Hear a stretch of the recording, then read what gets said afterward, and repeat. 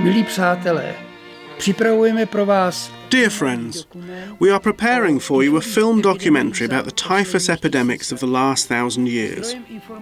We use the ossuaries of Bohemia and Moravia as a source of information because they are a treasure for paleopathology. There are bone remains from different periods and we can take samples. We send them to the Radiocarbon Centre in Poznan, which determines the exact period of the typhus epidemic. Radiocarbon Centra v Poznani, které přesně určí, v kterém období ta tyfová epidemie probíhala. Další náš spolupracovník. Our other collaborator is the University of Zurich, which is using genomic analysis to find out what evolutionary lineage the epidemic falls into, and what genotypes are present, not just in the last 1,000 years, but even much further into the past.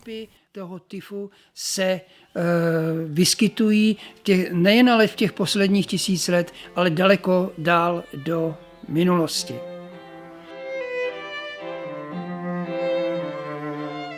Tyfus se vyskytoval hlavně ve válkách. Typhoid fever occurred mainly during wars and wet years, so that typhoid epidemics arose, which were often associated with famine. The disease, from the paleopathological point of view, was very beautifully described by Thucydides, the Greek historian, who described it in the time of Pericles, 430 to 426 BCE. His description is so accurate that it can only point to typhus, and, at the same time, it has also been confirmed by genomic analysis that it was indeed typhus.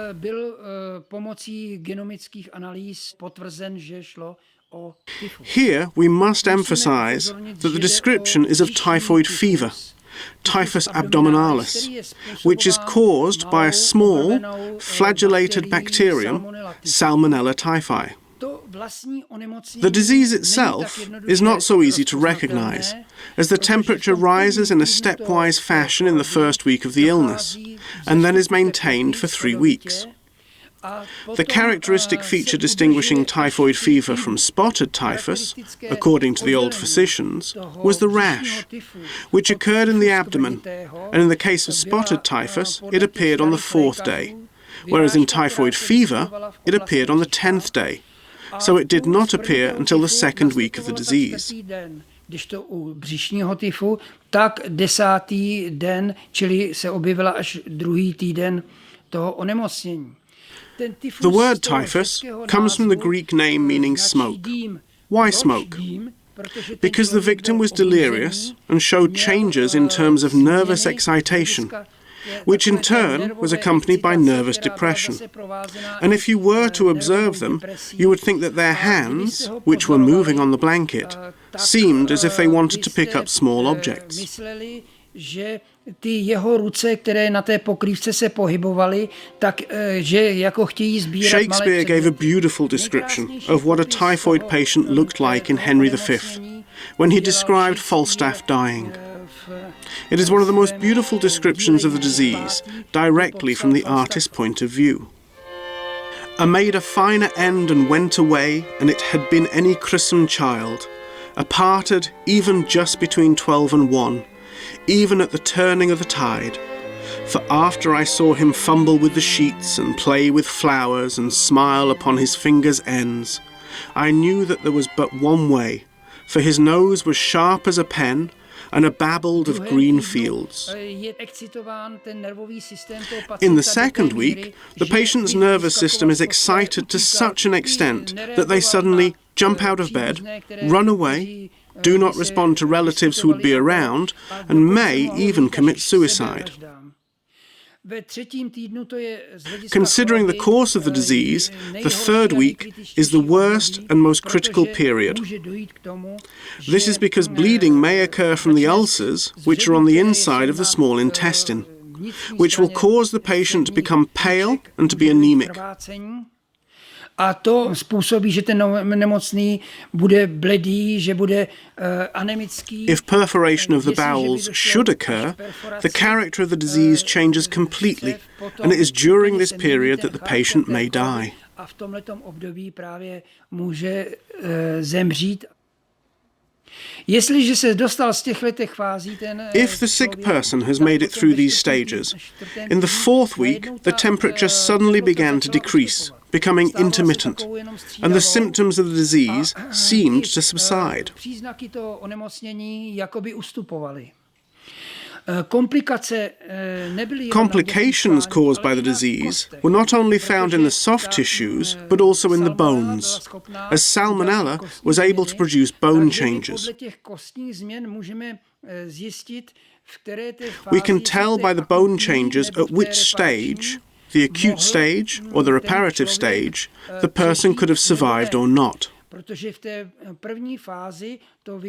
Because in that first phase, the bones, particularly on the articular surfaces, like the knee, the tibia and femur, look as if there was a sieve with holes up to 1 millimeter in diameter.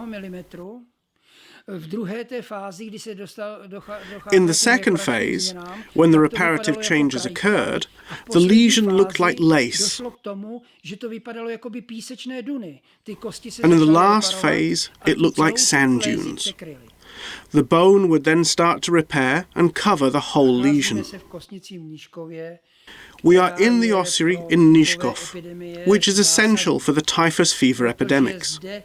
Here, in 4 pillars, there are a total of 30 lesions of typhoid osteomyelitis, which we have marked with coloured papers to show how the lesions are distributed throughout the bone pillars. Some bone lesions were dated using carbon-14. It is important that in the ossuary we find at the same times deposits from different time periods and from different epidemics.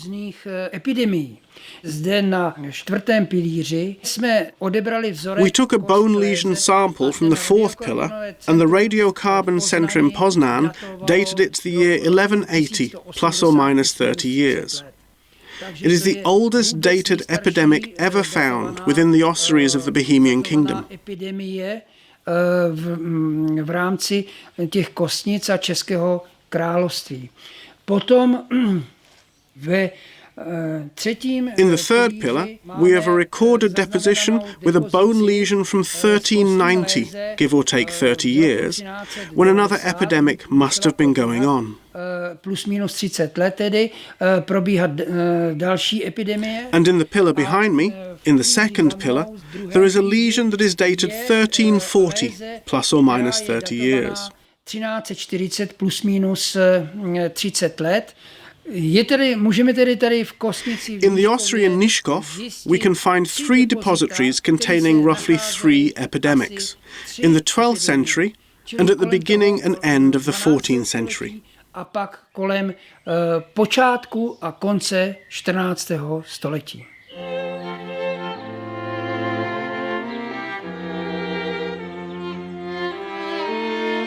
Nacházíme se v další. Here we are in another ossuary in Vysočina, in Velká Losenice. Here, dating has been done on neutral bone, so we can only guess that here epidemics may have taken place in a similar way as in nearby Mniszków.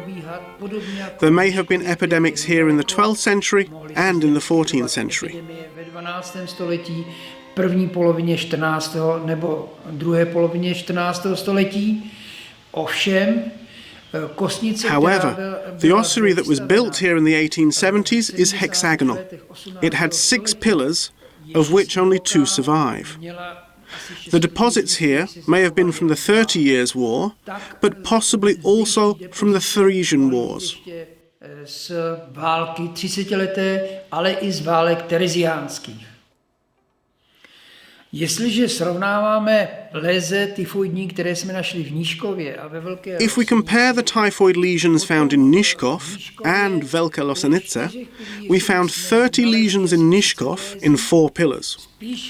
These lesions were more commonly bilateral, while here, in Velká Losenice, we have 2 pillars with 10 lesions in each pillar. In Losenice, we found mostly only unilateral lesions. When we look at the bone wall, we see open knee joints. There are stacked tibia, their upper parts, and also the lower parts of the femurs. Protože jsou zde holenní kosti jejich horní části složené a zároveň i dolní části stehenních kostí, takže to je vlastně přehled kolenních kloubů. The bone wall of the pillar is an overview of the knee joints, where many young individuals are found. We know this because at around the age of 20, the epiphysis is only just growing in the tibia, and here there are often tibia without epiphyses. This indicates that young individuals were buried here, and the lesions of typhoid osteomyelitis are scattered throughout the pillar. Here, for example, there is one unilateral lesion on the top. Then we see another unilateral lesion and occasionally bilateral lesions, as seen here on this part of the pillar at present.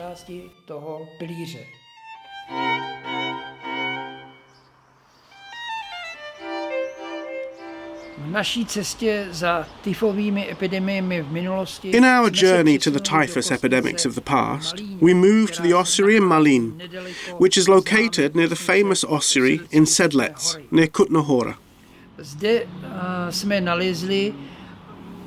Here we found 22 lesions of typhoid osteomyelitis on the upper parts of the tibias.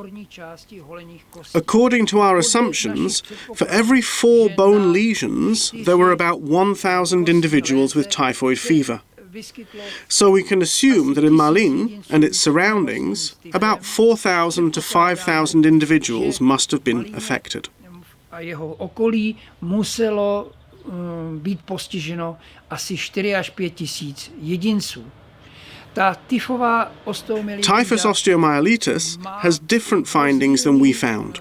For example, in the ossuary in Sedlec near Kutná Hora, where in the northwestern pyramid there were very many findings of non-specific osteomyelitis, of which 90% was caused predominantly by golden staphylococcus.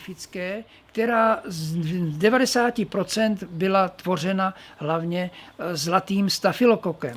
In non-specific osteomyelitis, there is a large amount of pus formation which drains through fistulas. Small areas of the bone may become necrotic. The necrotic sequestra are then drained through the fistulas. When large, they remain inside the bone and are entombed by the periosteal reaction known as involucrum. The organism defends itself to confine the bone lesions with osteomyelitis. No such thing occurs in typhoid osteomyelitis. In typhoid osteomyelitis, there are even reparative changes and there is no osteoporosis, thinning of the bones, as is found, for example, in specific inflammations such as tuberculosis. In the ossuary in Malín, the carbon dating revealed a date of 1345, plus or minus 30 years, which corresponds to the deposits in Nížkov. This shows that the epidemic in the early 14th century affected quite a large area of the Bohemian kingdom. Certainly from Nížkov, which is 75 kilometers from Malín, but also in the area of Prague, where the Zbraslav Chronicle mentions an ongoing epidemic.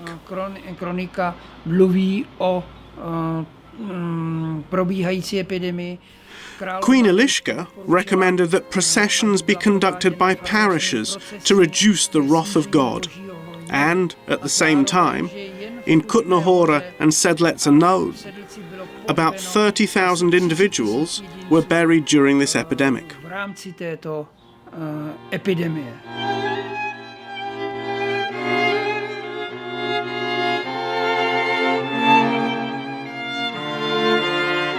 Nacházíme se v další kostnici, kde se objevují léze tyfoidní. We are in another ossuary where there has been a typhoid fever epidemic. We are in Katoun, in the chapel under the chancel of the church, where there are 2 parts of the ossuary with a bone volume of 20 cubic meters, and in the left part of the ossuary we found 2 lesions of typhoid osteomyelitis. We found 6 lesions in the right part of the ossuary, so the epidemic itself may have affected about 2,000 individuals, indicating a fairly large epidemic. So far, we have dated 1 lesion of typhoid osteomyelitis, which comes from between 1505 to 1596. In the Khotoun ossuary, as in the previously described ossuaries, developmental phases of typhoid osteomyelitis can be seen. There is an acute phase, which is present here as a bilateral lesion, and an intermediate phase, seen here as a unilateral lesion, as well as a reparative phase, which is also present as a unilateral lesion. What is different here, in the intermediate phase, is the presence of a typhoid osteomyelitis fistula, which we have not encountered in any other ossuaries. It is interesting that here, in Khotoun, there are individuals older than those in the ossuaries in Nishkov and Velka Losanica, where there were many tibias with unattached epiphyses, whereas here we found mostly older individuals.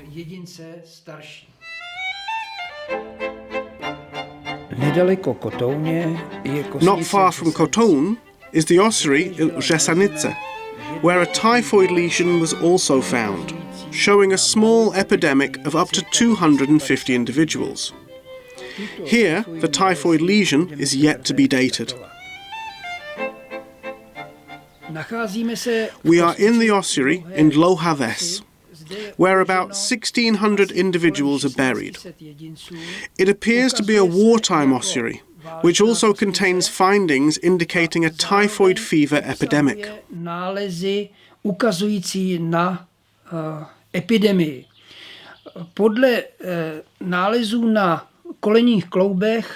Typhoid lesions, according to the findings on the knee joints, are either bilateral or unilateral. They occur in the first stage of typhoid fever or in the period of reparation in those individuals who survive typhoid fever. A total of 6 individuals with typhoid lesions occurred throughout the ossuary, indicating that the typhoid epidemic included around 1,200 to 1,500 affected individuals.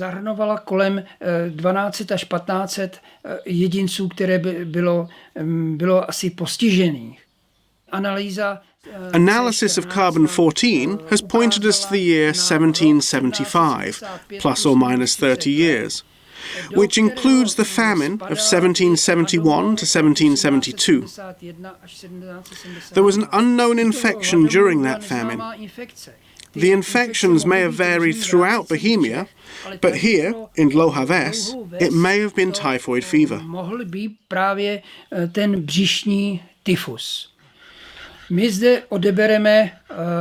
We are now going to take bone samples from the tibias where the lesions have occurred, which will be sent to the Centre for Evolutionary Medicine in Zurich, where the typhoid fever will be investigated in terms of the development of the disease. So, Dlouhaves will have an important role to play in establishing the evolutionary tree of typhoid fever within the European population.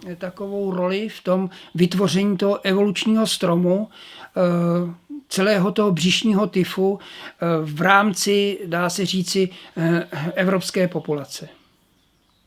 Závěrem můžeme konstatovat, že v depozitích In conclusion, we can say that the deposits in ossuaries also capture epidemics of typhoid fever occurring on a smaller scale. For example, in Jehun, where it is dated to the Hussite period of the 15th century, and in Dlouhaves, where it dates to the 18th century. Typhoid fever epidemics on a large scale were caused by a compromised immunity of the whole population, which occurred in connection with famines, the largest of which was probably in the early 14th century, in the Little Ice Age, according to the chronicles from 1315 to 1318 and in 1328. Vznikl zde hladomor 1315 až 1318 a 1328, jako to mluví kroniky. A v kostnicích se to This period corresponds to the dating in the ossuaries of Nishkov, Malin, Sedlec and Kutna-Hora, pointing to the beginning of the 14th century. In the year 2000, there were 6 billion people on the planet, with typhoid fever affecting, according to the WHO report, up to 21.6 million, with a death toll of 216,000 individuals, equal to 1% of those affected, with the greatest prevalence in India and Indonesia. 16 years earlier, in 1984, with a population of 4 billion, there were 16 million people on the planet affected by typhoid fever and 600,000, 3.75%, dead of the disease, which is more than in the year 2000. Je zřejmé, že v minulosti díky nedodržování hygienických pravidel, díky snížení imunity populace a díky klimatickým změnám i v malých epidemiích mohlo dojít. It is clear that in the past, due to non-adherence to hygiene rules, lowered immunity and climatic phenomena, more than 10% of untreated cases could die even in small epidemics. Because prevention occurred only rarely, such as the protection of Sparta from the Athenian plague, recommended by Hippocrates, 460 to 370 BCE, to the Spartans. He advised that no animal and no man, healthy or sick, should pass through the isthmus into the Peloponnese, lest he should bring the Athenian plague, probably typhoid fever. It was only because of that that Sparta was saved. Many people think that typhoid fever is not a danger for us, for Europe. But in my opinion, it is a threat that needs to be monitored, especially the multi-drug resistant typhoid fever which doesn't respond to antibiotics. Multiresistentní tyfus, který je odolný antibiotikám.